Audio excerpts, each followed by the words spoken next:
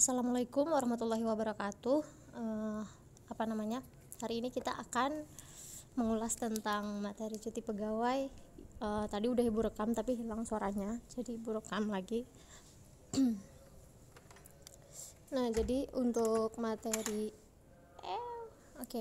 untuk materi cuti pegawai ya, yang pertama kita di sini akan ngelihat pengertiannya ya. Jadi materinya itu ada pengertian macam-macam, terus ada manfaat dari cuti itu, kemudian sama prosedur manfaat ya, prosedur dan aspek yang terkandung di dalamnya. Oke. Nah, sekarang kita lihat untuk pengertian dari cuti pegawai itu sendiri. Itu adalah keadaan tidak masuk kerja nih yang diizinkan dalam jangka waktu tertentu. Jadi cuti ini kita itu libur, nggak kerja, tapi kita tetap dibayar gitu ya. Nah, jadi ini adalah hak sipil, hak bagi PNS ya, pekerja pegawai negeri sipil, berupa izin nggak masuk kerja yang bisa ditunda dalam jangka waktu tertentu ya, kalau ada kepentingan mendesak. Jadi bukan kayak kita bolos sekolah kayak gitu, enggak, tapi cuti ini kita nggak kerja, nggak backup kerjaan, tapi kita tetap digaji gitu. Nah, biasanya orang-orang pakai cuti ini buat hal-hal pribadi kayak liburan ya, kunjungin orang tua di kampung gitu atau keluarganya kayak gitu. Jadi kadang suka dipakai buat itu, tapi memang digunakan sesuai dengan porsinya gitu. Nah, kemudian kita lihat di sini landasan hukumnya. Jadi tentang cuti dan istirahat kerjanya itu diatur di pasal 79 ayat 1 sampai 5, itu Undang-Undang Nomor 13 Tahun 2013 tentang ketenaga kerjaan ya. Jadi selama si buruh ini menjalani masa cuti, maka buruh itu tetap berhak mendapatkan upah ya. Nah, mengenai waktu sama prosedur pengambilan cuti itu biasanya diatur dalam perjanjian kerja ya, peraturan perusahaan atau perjanjian kerja bersama. Nah, jadi di dalam undang-undang ini itu diatur kalau misalnya kita tuh kerja dalam 4 jam, itu 4 jam kerja, setengah jam rehat, 4 jam kerja, setengah jam rehat. Nah, kalau misalnya kalian lihat kita ada isoma ya di pertengahan di salat zuhur 1 jam, nah itu karena kita nggak ada istirahat setelah 4 jam terakhir, kan langsung pulang gitu. Jadi 4 jam setengah di jam 12, kemudian 4 jam yang setelah itu digabung di jam siang juga gitu ya. Isoma namanya, istirahat, sholat, makan. Nah, kemudian itu untuk yang harian, sedangkan yang mingguan itu kita dikasih waktu rehat dalam 1 minggu itu 1 hari ya. Kalau yang 6 hari kerja, kalau yang 5 hari kerja berarti 2 hari liburnya. Nah, ini sebenarnya sama aja, jam kerjanya itu lebih padat yang 5 hari kerja ketimbang yang 6 hari kerja gitu ya. Kemudian untuk yang tahunan itu selama kita 1 tahun itu kita dapat jatah libur 12 hari ya, selain Sabtu Minggu tadi gitu ya. Nah, gitu. Nah, jadi itu cuti tahunan. Kalau yang cuti istirahat panjang itu selama 2 bulan nih kita dikasih istirahat untuk orang yang udah 6 tahun kerja kayak gitu ya. Ini cuti besar jatuhnya kayak gitu. Nah, lebih lanjutnya kita lihat untuk yang di macam-macam cuti nanti. Oke. Selanjutnya kita lihat untuk tujuan dari pemberian cuti sendiri. Tujuannya itu untuk ngasih kesempatan nih buat jasmaninya para karyawan atau si PNS ini untuk istirahat gitu ya, supaya menjamin kesegaran. Nah, jadi tujuannya itu secara umum ini demi kepentingannya si PNS, tapi kalau misalnya PNS ini nggak dikasih waktu rehat, otomatis kan kinerjanya jelek dan itu mempengaruhi perusahaan atau instansi pemerintah kan. Makanya kenapa dikasih jatah cuti kayak gitu.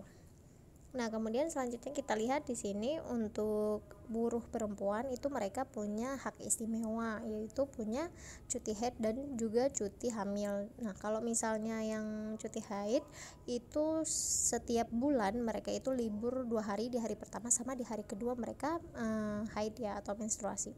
Nah, sedangkan untuk yang hamil itu mereka punya dapat jatah cuti ya, cuti hamil, cuti salin itu 1,5 bulan sebelum sama 1,5 bulan setelah mereka melahirkan. Kalau yang keguguran itu hanya setelah keguguran 1,5 bulan.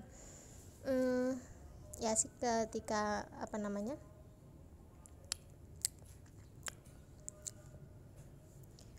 ketika OTW mau melahirkan kan mereka juga mengalami cuti hamil gitu ya. Oke. Kemudian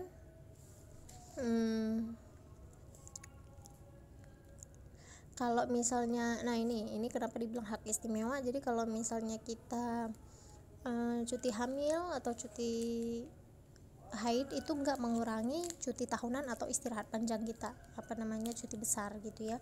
Jadi nggak mengurangi, cuman bedanya cuti hamil ini hanya dikasih untuk anak pertama sampai anak ketiga. Jadi kalau anak keempat dan seterusnya itu udah nggak ditanggung lagi cutinya sama pemerintah. Jadi kalau cuti pun nggak dibayar gitu ya.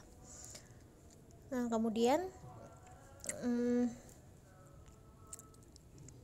selanjutnya kita lihat untuk pemberian cuti ini itu harus diberikan secara tertulis nih sama PPK. PPK itu pejabat pembina kepegawaian. Jadi nanti kalau misalnya ada tulisan ada PPK itu berarti pejabat pembina kepegawaian ya. Jadi di dalam pengajuan cuti kita tuh ngajuin secara tertulis, nanti dikasih surat keputusan sama si PPK ini. Kayak gitu. Jadi bukan yang sembarang main cuti libur gitu, nggak bisa. Kecuali sakit 1-2 hari gitu ya. Nah kemudian selanjutnya kita lihat untuk macam-macam cuti. Nah macam-macam cuti di sini itu ada cuti tahunan, ya, kemudian ada cuti besar, cuti sakit, cuti melahirkan, cuti karena alasan penting, cuti bersama, dan CTLN atau cuti di luar tanggungan negara. Nah kita ulas satu persatu. Ini semua diatur di dalam PP nomor 11 tahun 2017 ya, tentang manajemen pegawai negeri sipil.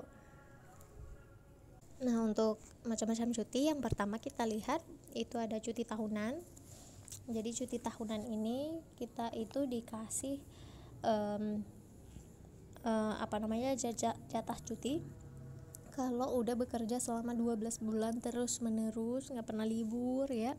Nah itu kita dikasih 12 hari kerja. Tapi kalau misalnya kita mau ngambilnya terpisah, jadi nggak langsung 12 hari, misalnya bulan ini ngambil 3, bulan depan ngambil 3, itu juga bisa. Tapi nggak boleh kurang dari 3 hari itu ya.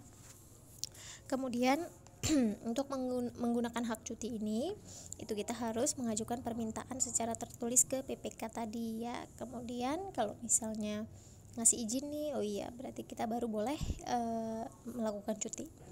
Kemudian kalau misalnya kita susah akomodasi nih, tempat kita kerja itu susah akomodasinya sama tempat kita tinggal, atau misalnya kita cuti kemana gitu.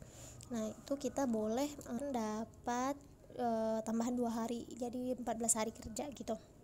14 hari buat cuti kalau misalnya tempatnya itu sulit perhubungannya ya, akomodasinya, transportasinya kayak gitu. Kemudian kalau misalnya kita nggak ngambil di tahun ini jatah cutinya, jadi kita misalnya workaholic gitu ya, jadi kerja terus. Nah itu kita bisa ngambil di tahun depan, tapi ada pengurangan jatahnya. Jadi tahun depan sama yang tahun ini yang kita belum ambil itu cuman boleh 18 hari kerja ya. Nah kemudian kalau misalnya tahun ini sama tahun depan kita juga nggak ngambil, nah itu di tahun ketiganya kita cuma dibolehin ngambil 24 hari kerja, termasuk sama tahun itu gitu. Jadi ada pengurangan kalau kita nggak ngambil jatah cutinya. Nah biasanya orang-orang ngambil jatah cuti itu di akhir tahun sekalian sama liburan Natal atau liburan tahun baru kayak gitu. Kemudian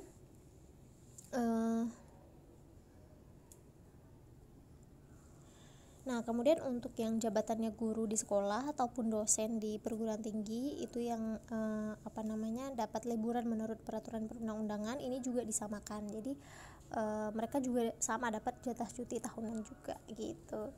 Kemudian yang kedua kita lihat yang cuti besar. Nah cuti besar ini untuk yang udah bekerja paling singkat itu 5 tahun ya. Jadi mereka itu udah kerja secara 5 tahun terus menerus gitu.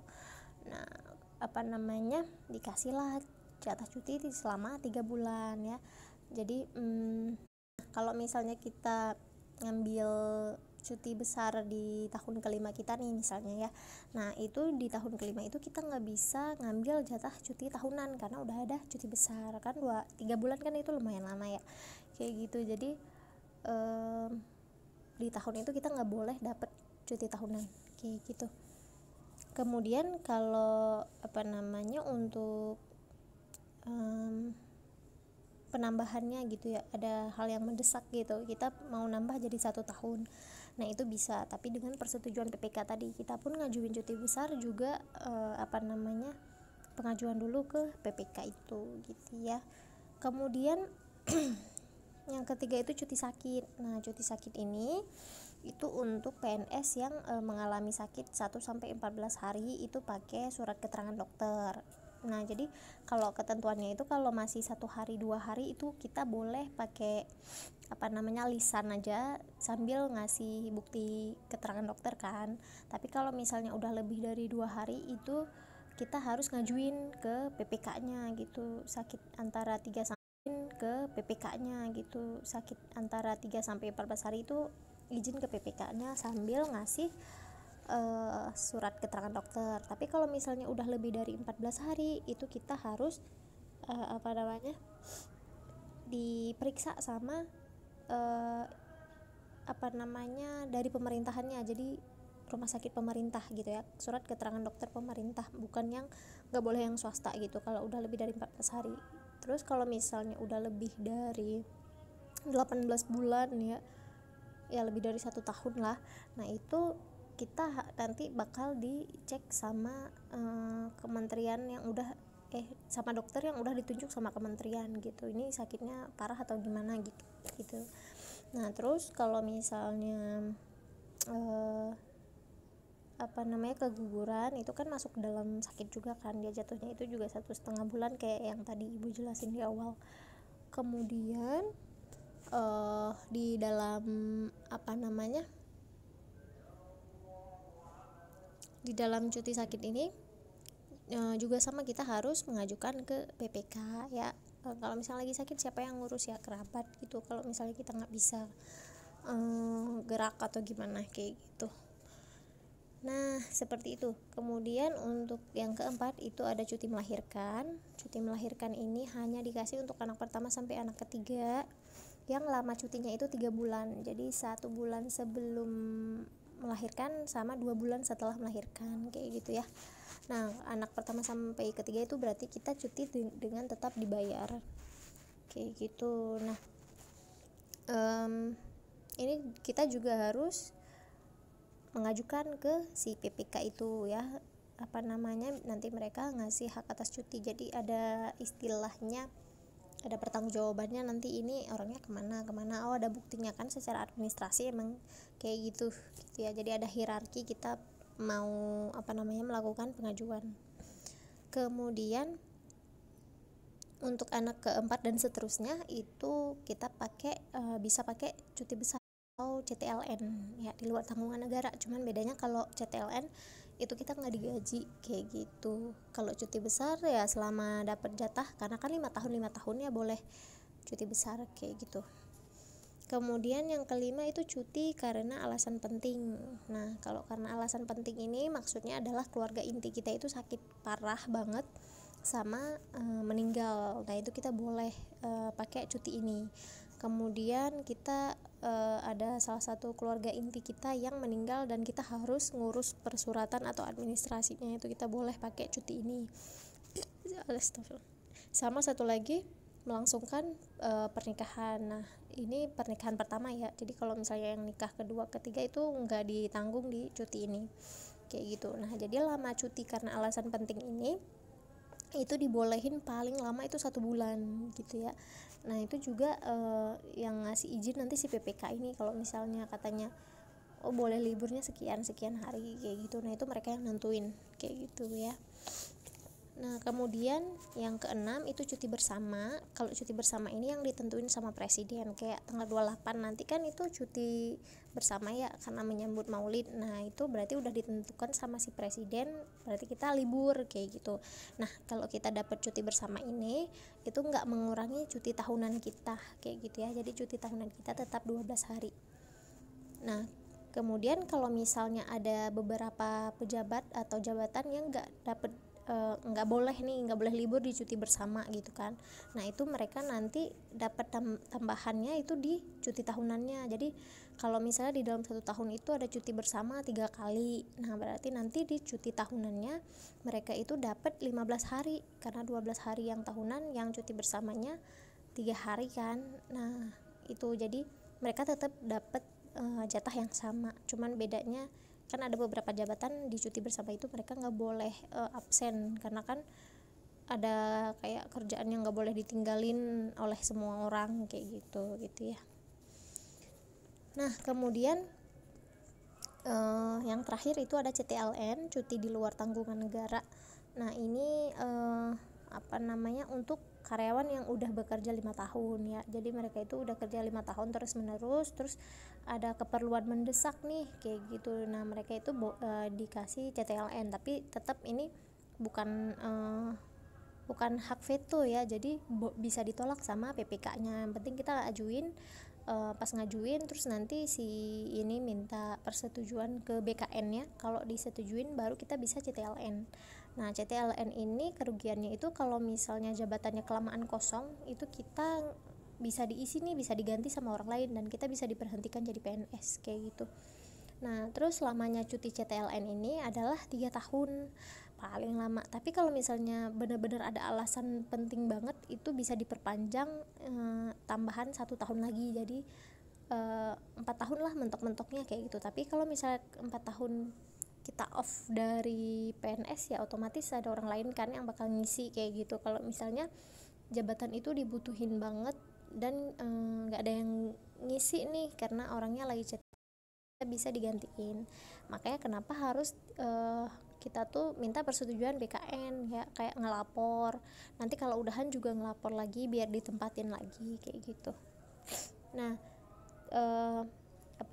CTLN ini dikasih karena bisa jadi ada orang-orang yang jatah cuti yang lainnya itu udah kepake, kayak misalnya udah punya anak 1-3 terus mau cuti kan, nah jatah cuti besarnya belum dapet misalnya, nah itu bisa pakai CTLN ini kayak gitu. Nah, kemudian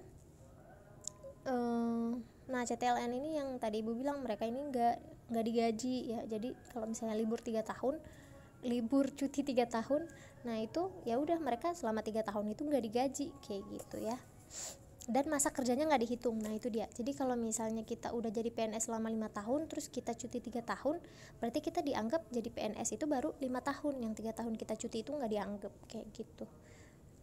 Kemudian itu dia macam-macam cutinya. Sekarang kita lanjut ke manfaat cuti. Nah, manfaat cuti ini umumnya itu setiap perusahaan itu kan pasti kasih hak cuti ya untuk karyawannya. Nah, cuti ini tuh bisa dipakai ke berbagai kepentingan, kayak yang mau liburan gitu, mau nikah, ataupun me time sama keluarga atau apalah kayak gitu ya. Nah, jadi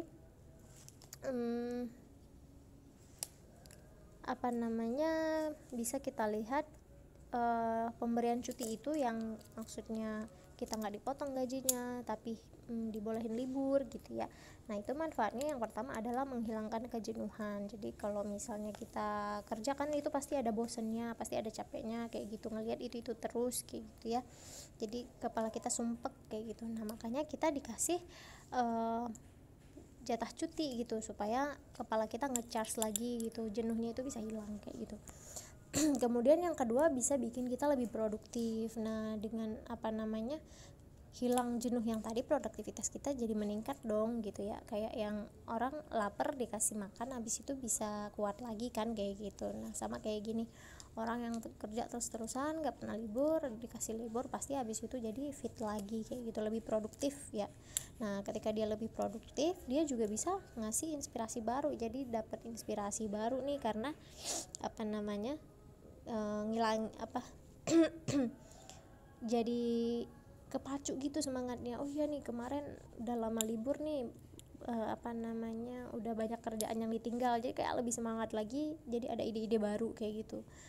Nah kemudian yang keempat, menghilangkan stres. Nah jadi kalau misalnya kita ngelihat kerjaan terus ya kan, jenuh yang tadi numpuk-numpuk jadi stres kayak gitu. Nah itu bikin nggak produktif lah, bikin kerjaan nggak bagus kayak gitu, merambat ke mana-mana. Nah kemudian yang kelima juga bisa menyehatkan jantung. Nah jadi karena kalau misalnya kita terlalu konsentrasi nih sama kerjaan ya, terlalu menempa diri kita untuk kerja terus, itu kan jantung kita bisa bisa ada resiko kena penyakit kayak gitu. Nah jadi supaya kita bisa lebih menyehatkan jantung, ya dikasihlah sama si pemerintah itu buat jatah cuti gitu ya. Jadi supaya kita nggak terlalu fokus sama kerjaan gitu, makanya dikasih jatah liburan. Kemudian yang terakhir, meningkatkan kesehatan mental. Nah jadi ketika kita liburan ya kan, kita emosinya lebih stabil karena ada senengnya, ada refresh kepalanya ya. Jadi kayak diri kita tuh di recharge gitu. Nah makanya mental kita pun jadi sehat kayak gitu. Nah itu manfaat dari dikasihnya cuti nih. Kemudian kita lihat untuk prosedur cuti dan aspek yang terkait di dalamnya. Nah prosedurnya, yang pertama kita lihat dulu pejabatnya ya, siapa sih pejabat yang berwenang untuk ngasih cuti bagi para pegawai ya. Nah jadi yang pertama, pejabat yang berwenang ngasih cuti itu adalah pimpinan lembaga tertinggi atau lembaga tinggi negara ya, bagi pimpinan kesekretariatan lembaga tertinggi. Nah jadi PPK-nya ini gitu ya. Kemudian Menteri, Jaksa Agung, pimpinan lembaga pemerintah non-kementerian, pimpinan kesekretariatan lembaga tertinggi atau lembaga tinggi negara, dan pejabat lain yang udah ditunjuk sama presiden dalam lingkungan kekuasaannya. Kemudian yang terakhir ada Kepala Perwakilan RI di luar negeri. Kan di luar negeri juga ada KBRI dan segala macamnya ya. Nah itu yang boleh ngasih berwenang ngasih cuti itu Kepala Perwakilan RI-nya. Kemudian yang selanjutnya tata caranya, gimana sih caranya? Yang pertama itu ada pengajuan, terus habis itu nanti ada persetujuan, sama yang terakhir penetapan ya kan, keputusan. Nah yang pertama itu kan kita pengajuan, jadi kita tuh ngajuin secara tertulis ke pihak yang berwenang tadi, si PPK tadi. Nah melalui saluran hierarkinya lah, yang secara birokratnya siapa dulu gitu ya. Nah habis itu baru ditetapkan dengan surat keputusan pejabat berwenang. Jadi pas dia ngajuin, keluarlah surat keputusan, kamu boleh cuti sekian hari bla bla bla kayak gitu. Nah kemudian yang kedua, kalau misalnya yang CTLN itu PNS itu nggak cuma ngajuin, tapi mereka juga harus dapat persetujuan dari kepala BKN gitu ya. Karena karena posisi atau jabatan mereka kan ditinggal lama kayak gitu, jadi mereka harus ada persetujuannya. Nah kemudian yang ketiga, baru ditetapkan dengan surat keputusan pejabat yang berwenang. Nah kecuali untuk yang sakit kurang dari 2 hari, itu mereka nggak butuh surat keputusan gitu ya. Cukup kasih tahu saya sakit, ini lampiran surat dokternya, udah kayak gitu aja gitu. Sedangkan yang lainnya itu harus ada surat keputusan, karena nanti pas gaji atau administrasi yang lain lah, pengurusan kepegawaian gitu. Nah itu sebagai bukti gitu ya, ada arsipnya gitu, ada bukti. Kemudian yang ketiga, penghasilan dari PNS. Nah kalau jadi tadi kita udah kenal pejabatnya, tata caranya, kemudian yang selanjutnya penghasilannya. Jadi selama cuti, kalau untuk yang cuti besar ya, itu PNS yang bersangkutan itu tetap menerima gaji dan tunjangan keluarga. Kan cuti besar itu lama ya, 3 bulan. Nah jadi mereka itu 3 bulan tetap digaji, tapi tunjangan jabatannya kalau dia punya jabatan itu nggak dapet gitu ya. Jadi cuman tunjangan keluarga sama gaji pokok. Nah sedangkan yang CTLN itu nggak berhak dia untuk gaji apapun kayak gitu, karena dia memang dianggap kayak alfa gitu ya, absen gitu, tapi absen dengan izin. ya gitu deh ya. Nah seperti itu. Kemudian yang selanjutnya itu persyaratan cuti. Jadi persyaratan cuti untuk macam-macam cuti yang tadi itu beda-beda ya. Nah untuk yang pertama persyaratan cuti tahunan. Jadi cuti tahunan ini boleh diambil plek 12 hari di akhir tahun ataupun diambil terpecah-pecah. Jadi bulan ketiga kita ambil 3 hari, bulan ketujuh ngambil 3 hari ya, kayak gitu. Jadi sampai 12 hari. Kemudian nah jadi ngambilnya walaupun terpecah-pecah itu nggak boleh kurang dari 3 hari. Jadi sekali ngambil itu nggak boleh di bawah 3 hari. Kalau misalnya 1 bulan satu itu nggak dianggap cuti tahunan gitu. Kemudian yang kedua, cuti tahunan yang nggak diambil di tahun ini itu bisa diambil di tahun depan, digabungin tapi cuman bisa diambil 18 hari ya. Jadi selama 2 tahun ya 18 hari gitu. Kemudian kalau misalnya 2 tahun itu nggak diambil, tahun depan itu dia berhak ambil 24 hari selama 3 tahun itu gitu. Makanya kalau ada jatah cuti diambil kayak gitu ya, jangan sia-siakan. Kemudian cuti tahunan ini kalau yang perhubungannya susah kayak yang tadi Bu bilang ya, susah akomodasi, itu kita dikasih jatah 14 hari karena buat PP-nya lumayan makan waktu gitu. Kemudian untuk persyaratan cuti besar, nah itu yang pertama, si PNS ini udah kerja sekurang-kurangnya itu 6 tahun ya secara terus menerus. Nah itu dia berhak 3 bulan cuti, termasuk cuti tahunan yang di tahun itu. Jadi kalau udah cuti besar, cuti tahunan dia udah nggak berhak, jadi 3 bulan cuti tahunan dia udah nggak berhak, jadi 3 bulan itu ya cuti besar gitu. Kemudian yang kedua, cuti besar yang nggak diambil tepat pada waktunya itu bisa diambil pada tahun berikutnya, tapi keterlambatan pengambilan cuti ini nggak bisa diperhitungkan untuk pengambilan cuti besar berikutnya gitu ya, kayak gitu. Jadi telat nih tahun ini, dia boleh ngambil di tahun besok, tapi keterlambatannya dia ini nggak bisa di-compare untuk perhitungan cuti berikutnya gitu. Kemudian apabila ada kepentingan dinas yang mendesak, jadi pelaksanaan cutinya ini bisa ditangguhkan paling lama 2 tahun. Nah kalau misalnya dalam masa penangguhan ini itu dihitung penuh untuk perhitungan hak atas cuti berikutnya gitu. Karena kan kesalahan dari pihak pemerintahnya kan, karena ada dinas mendesak makanya ditangguhkan. Nah kemudian persyaratan cuti sakit itu yang pertama, setiap PNS yang sakit itu berhak atas cuti sakit ya. Jadi mau 1 hari atau 2 hari dia itu berhak. Kemudian kalau yang sakit 1-2 hari itu mereka cukup ngasih tahu secara lisan atau tertulis ke pejabat berwenangnya gitu, tanpa harus ada surat keputusan. Kemudian kalau yang sakitnya 2 hari sampai 14 hari itu harus ngajuin permohonan dilampirin sama surat keterangan dari dokter. Nah jadi kalau yang masih 1-2 hari itu nggak perlu lampiran surat dari dokter nih. Tapi kalau yang 14 hari sampai 6 bulan itu permohonan cutinya itu diajukan sambil ada surat keterangan dari dokter pemerintah, harus yang pemerintah ya, nggak boleh yang swasta. Kemudian kalau misalnya 18 belum sembuh nih, 18 bulan, nah itu harus diuji kesehatannya sama tim penguji kesehatan, ada timnya sendiri dari pemerintahan. Nah terus kalau misalnya yang wanita itu gugur kandungan 1,5 bulan dia berhak cuti. Terus kalau yang sakit karena dinas kecelakaan itu dia berhak cuti sampai dia sembuh ya, karena kecelakaan dinas kayak gitu. Kemudian untuk yang cuti bersalin, nah ini persyaratannya yang pertama dia itu untuk anak pertama sampai ketiga itu dia berhak untuk dapat jatah cuti bersalin. Sedangkan untuk anak keempat dan seterusnya itu bisa pakai cuti besar atau CTLN. Nah lamanya cuti persalinan itu 1 bulan sebelum dan 2 bulan setelah persalinan gitu ya. Kemudian untuk yang cuti karena alasan penting itu paling lama 2 bulan. Yang lama cutinya itu hanya untuk benar-benar keperluan untuk itu gitu. Misalnya ngurus persuratan, cukup untuk 3 hari, ya udah berarti nanti PPK-nya ngasih jatah cutinya selama 3 hari. Kalau misalnya ngurus keluarganya yang meninggal, ada tahlilan atau sebagainya, mungkin butuh waktu selama 1 minggu, berarti 1 minggu.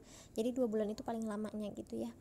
Nah jadi ini sama yang kayak tadi, karena orang tua inti meninggal atau sakit keras atau lagi ngurus keluarga intinya yang meninggal. Nah melangsungkan perkawinan sama alasan penting lain yang udah ditetapin sama presiden gitu. Kemudian kalau untuk persyaratan CTLN, nah cuti ini itu yang udah bekerja sekurang-kurangnya 5 tahun secara terus-menerus ya, dan dia tuh punya alasan pribadi yang mendesak banget. Nah itu baru dibolehin CTLN. Nah CTLN ini bukan hak, jadi dia itu bisa ditolak, bisa dikabulkan sama si PPK-nya.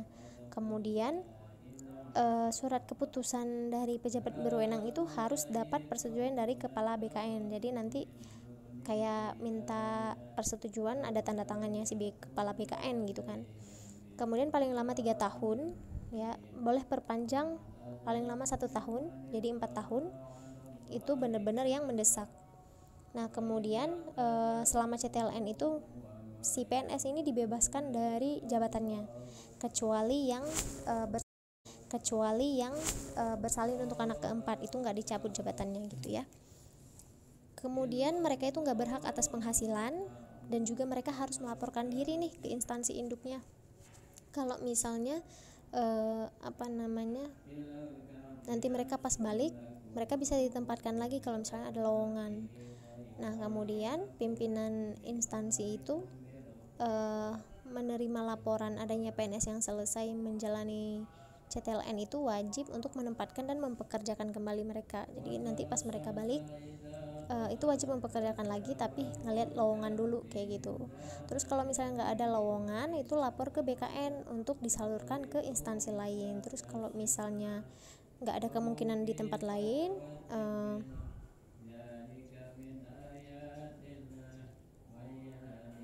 kalau misalnya bila nggak memungkinkan, itu ditempatkan di tempat lain. Kalau misalnya jadi di mana ada yang lowong gitu. Kemudian instansi induk ini bisa memberhentikan PNS kalau misalnya kelebihan pegawai dari jabatan itu gitu ya. Kemudian penempatan kembali PNS yang selesai dari CTLN ini setelah dia dapat persetujuan kepala BKN gitu. Jadi dia bisa ditempatkan kembali. Kalau misalnya masih lowong, itu harus persetujuan dari kepala BKN. Nah yang terakhir, CTLN khusus untuk persalinan anak keempat dan seterusnya. Nah ini permintaannya ini nggak bisa ditolak, terus mereka itu nggak dibebasin dari jabatan ya, dan nggak perlu persetujuan kepala BKN, dan lama cutinya itu sama dengan lama cuti bersalin, jadi cuma boleh 3 bulan khusus CTLN salin ya. Kemudian selama menjalankan cuti mereka juga nggak dibayar kayak gitu ya, dan nggak diperhitungkan sebagai masa kerja gitu. Oke, sekian untuk materi bab 6 tentang cuti pegawai. Kurang lebihnya ibu mohon maaf. Silakan drop pertanyaan kalau kalian masih bingung atau belum jelas. Oke. Terima kasih atas perhatiannya. Wassalamualaikum warahmatullahi wabarakatuh.